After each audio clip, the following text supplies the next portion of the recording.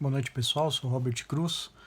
Hoje, dia 29 de setembro, venho falar com vocês, filiados, clientes e amigos, sobre a questão da resolução que alterou a circulação de armas de fogo no país durante o período eleitoral, tá?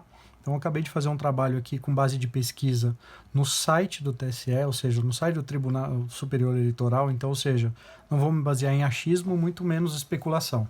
A ideia é trazer uma informação clara e objetiva para vocês. Primeiro, informar que todas as atividades pela RAID, nos estandes de tiro ou lojas que têm estande de tiro incluso nessas atividades, todas essas localidades vão estar com a atividade encerrada a partir de amanhã, né, sexta-feira, dia 30 de setembro, às 8 horas, até o dia 3 de outubro, às 17 horas, tá?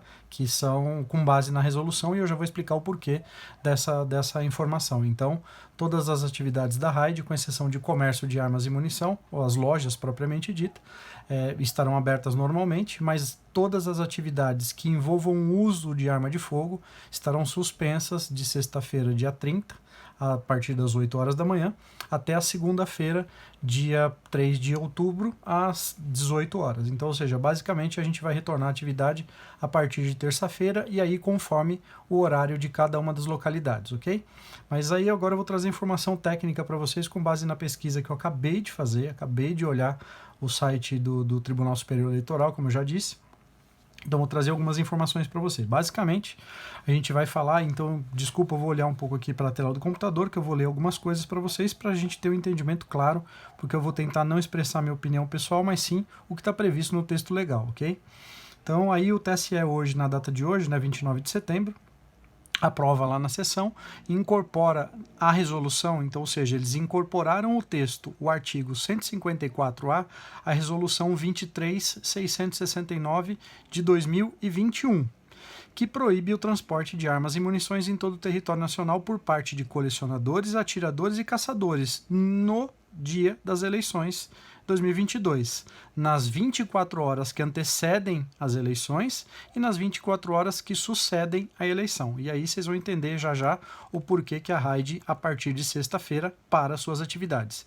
É importante frisar aqui que essa alteração, essa votação desse pleito e essa nova inclusão de artigo na resolução vem posteriormente a uma reunião realizada com a presidência do TSE e os chefes de polícia civil dos estados da federação, que sugeriram a proibição de funcionamento dos clubes de tiro frequentados por caçadores, atiradores esportivos e colecionadores, destacando a importância da medida para evitar a circulação de armas de fogo durante o pleito eleitoral como medida preventiva. Então fica aqui a dica para quem está aí pensando em votar em FUNSA, né, conforme disse César Mello, para quem está pensando em votar em FUNSA, foram esses mesmos FUNSAs que falaram sobre, pediram ao TSE para que fosse suspenso as atividades e a circulação com armas de fogo no país por atiradores, colecionadores e caçadores, tá? Então fica a primeira observação e depois eu vou falar um pouquinho de política e eu vou tentar ser rápido para esse vídeo ser breve, tá?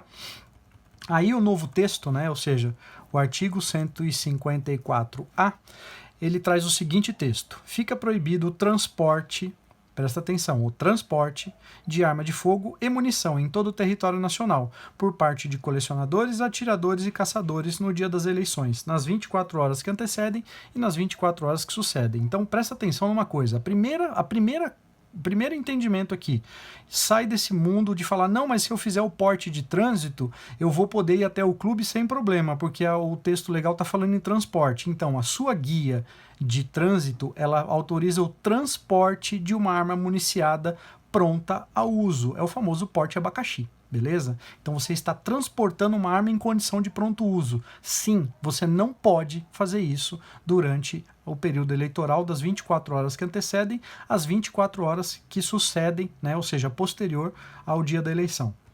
Aí o parágrafo único desse artigo traz lá: o descumprimento da referida proibição acarretará a prisão em flagrante por porte ilegal de arma de fogo, sem prejuízo do crime eleitoral correspondente. tá certo? Então, prisão por porte ilegal, e se tiver o crime eleitoral envolvido, também vai responder por ele. E aí vamos ver que lá na resolução 23.669 de 14 de dezembro de 2021, que é a que está em vigor, ela manteve o artigo 154, lembrando que o artigo novo é o 154A. E lá no seu artigo 54 diz o seguinte: a Força Armada se conservará a 100 metros da sessão eleitoral e não poderá aproximar-se do local de votação ou nele adentrar, sem ordem judicial ou do presidente da mesa receptora, nas 48 horas que antecedem o pleito e nas 24 horas que sucedem. Ou seja, 2 dias antes não pode circular nas regiões de votação e 24 horas depois também não pode circular armado nessas condições. Então prestar bem atenção nisso, porque e aí vem, mas é só na onde tem região eleitoral, beleza, é um colégio eleitoral. Aí você lá está despercebido, andando por aí pela rua, sem querer tem uma blitz na frente de uma escola qualquer, de um prédio qualquer, de um local que você às vezes nem sabe que é um local de votação. Pronto, você está lá incurtido no crime de estar circulando com a sua arma de fogo, mesmo que devidamente documentada, devidamente autorizada, a menos de 100 metros desses locais. E aí você vai ser preso em flagrante por porte ilegal de arma de fogo. E prestando atenção que o artigo 154 prevê isso para todas as pessoas que usam porte de arma. Então, só para a gente olhar aqui o que diz o artigo 154, o seu parágrafo 1º, né? A vedação prevista no caput não se aplica aos integrantes das forças de segurança em serviço junto à Justiça Eleitoral e quando autorizados ou convocados pela autoridade eleitoral competente. Então, prestando atenção que você, Funça, que foi lá pedir para o TSE que o CAC não poderia circular armado e que os clubes deveriam ficar fechados, você também não pode estar circulando dentro da área de votação, dentro do limite de 100 metros, em razão de ter o porte funcional de arma de fogo, tá bom? Então você acha que você pode portar arma, mas não pode. Você esqueceu de ler o resto do artigo da resolução que já estava em vigor e você não se atentou a isso. Aí vem lá no inciso 2º que a vedação prevista no caput desse artigo aplica-se inclusive aos civis que carregam armas, ainda que detentores de porte ou licença estatal.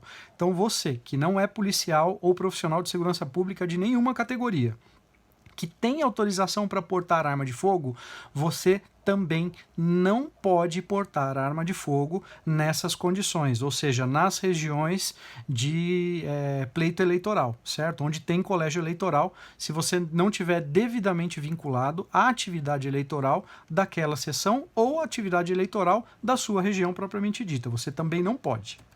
Aí vem lá, aos agentes das forças de segurança, no inciso 3º, aos agentes da Força de Segurança Pública que se encontrem em atividade de policiamento no dia das eleições, fica permitido o porte de arma de fogo na sessão eleitoral no momento em que for votar, não se aplicando excepcionalmente a restrição prevista no caput. Ou seja, o policial, o Funça, que tem o seu porte de arma e acha que o CAC não pode andar armado, porque se quiser andar armado tem que fazer um concurso público para isso, né? Tem que prestar concurso e ser polícia. Você também não pode andar armado, tá? Você também não pode estar armado dentro das áreas eleitorais se você não tiver em função determinada pelo seu Tribunal Regional Eleitoral, beleza? Então você também não pode. Somente excepcionalmente no momento do seu voto. Então você vai lá, vota e sai rapidinho daquela área porque você também não pode estar armado ali, tá certo? Salvo se você estiver em atividade daquela junta eleitoral especificamente e devidamente reconhecido pelo responsável da mesa daquela junta eleitoral, tá? E vem lá no inciso 6º que o descumprimento desse caput, ou seja, o previsto lá no artigo 154, e do inciso 2º desse artigo acarretará a prisão em flagrante por porte ilegal de arma de fogo sem prejuízo do crime eleitoral correspondente. Então, você, ratificando aquilo que já foi dito, vai ser preso por porte ilegal de arma de fogo. Aí vem na resolução 23708 de 1º de setembro de 2022, ou seja, razoavelmente nova essa alteração, só uma condição de mais informação, porque eu comecei a ler essas resoluções do Tribunal Superior Eleitoral e eu fiquei bastante surpreso com muita coisa que eu achei aqui. Infelizmente eu estou vendo uma movimentação política bem ruim, mas vou trazer aquilo para vocês que é de fato relevante. Então, Lá no seu artigo 116, ele diz que na cabine de votação é vedado, né, ao eleitor ou eleitora o aparelho de telefonia celular, máquina fotográfica, filmador, equipamento de radiocomunicação ou qualquer instrumento que possa comprometer o sigilo do voto, ainda que desligados. Aí vem lá um complemento das leis que falam sobre isso. Para que eleitor ou eleitora possa dirigir a cabine de votação, os aparelhos mencionados no caput deste artigo deverão ser desligados e entregue à mesa receptora, juntamente com o documento de identidade apresentado. Ou seja, você precisa entregar o seu celular juntamente com o documento antes de ir votar. Então não cria problema por algo que você desconhece. Está previsto em resolução, e a resolução é uma determinação legal. E nós, como brasileiros corretos, cumprimos uma determinação legal, mesmo que achamos ela imoral, né? E mesmo que a gente ache essa determinação imoral ou até mesmo ilegal, a gente cumpre, porque é uma determinação legal. Então a gente também vai ver aqui no artigo 116b, parágrafo único, diz sobre o mesmo item da questão de telefone, máquina fotográfica, rádio, né? Havendo a recusa a entregar os aparelhos descritos nesse caput, a eleitora ou eleitor não serão autorizados a votar e a presidência da mesa receptora constará em ata os detalhes do ocorrido e acionará a força policial para a adoção das providências necessárias. Então, prestando atenção que você, se não fizer isso, não pode votar. Mais importante do que brigar se é seu direito estar com celular ou não, é mais importante você ir no voto e escolher seu voto direito, beleza? Então aí entende-se que é a questão sobre armas de fogo, e voltando ao tema principal, então a partir com base no texto já determinado no artigo 154 e somado agora pelo 154b, que fala especificamente dos CACs, então a RAID, né, a partir das suas atividades, da nossa competência, e sugerimos que vocês também respeitem esse entendimento, né, para que evitem qualquer tipo de problema, continuem, se privem, né, da utilização de armas de fogo e munições, independente da condição de porte, de transporte, de porte de caqui ou porte abacaxi, não interessa, né? Não utilizem arma de fogo a partir das 8 horas da sexta-feira até da sexta-feira, dia 30 de setembro, até as 17 horas do dia 3 de outubro. Beleza? É o que diz o texto legal. Então, cuidado com isso, porque o entendimento aqui você pode estar circulando em algum local e esse local é uma sessão eleitoral e você não sabe, e de repente pode ser abordado ali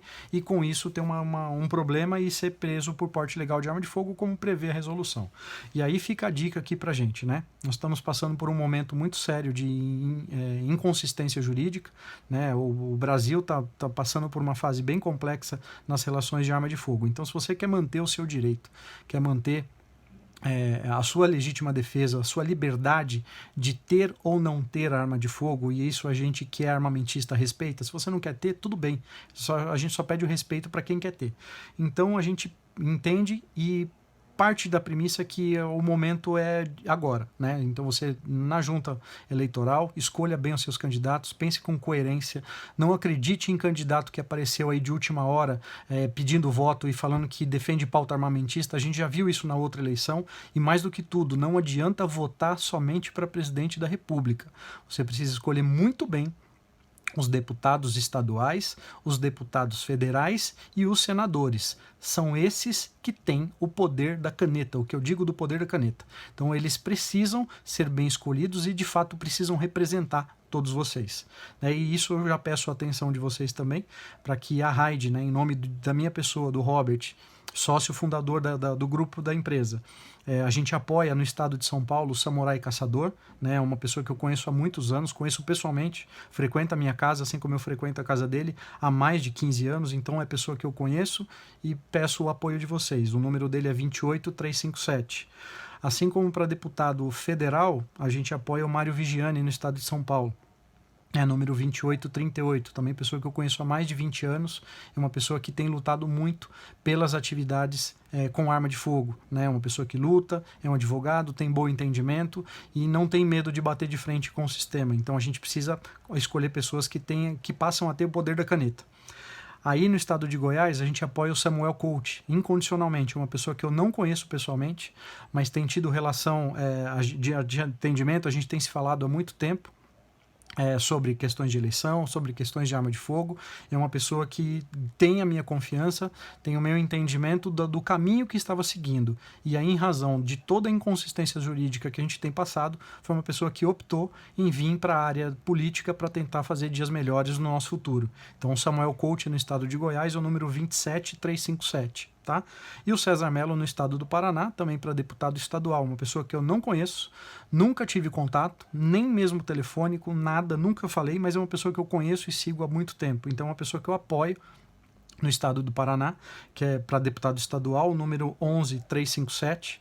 Então, são pessoas que esses 4 nomes que eu falei para vocês são pessoas que a gente apoia, que a gente entende e eu reconheço, né, que são pessoas que de fato estão em pró da pauta armamentista. E eu acho que para presidente da República a gente não tem dúvida sobre em quem escolher, né, mas deixo aberto aqui a opinião de vocês e que escolham o melhor para o nosso país. Mas se você defende algumas pautas e dentre elas a liberdade, a legítima defesa e a pauta armamentista, você sabe quem que você tem que escolher, né? Então, em 2022, escolha 22, porque é a decisão correta, ok? Qualquer outro candidato, além desses que eu falei com vocês, não tem o aval da Hyde, não tem o aval do Robert e não tem o nosso apoio, tá certo?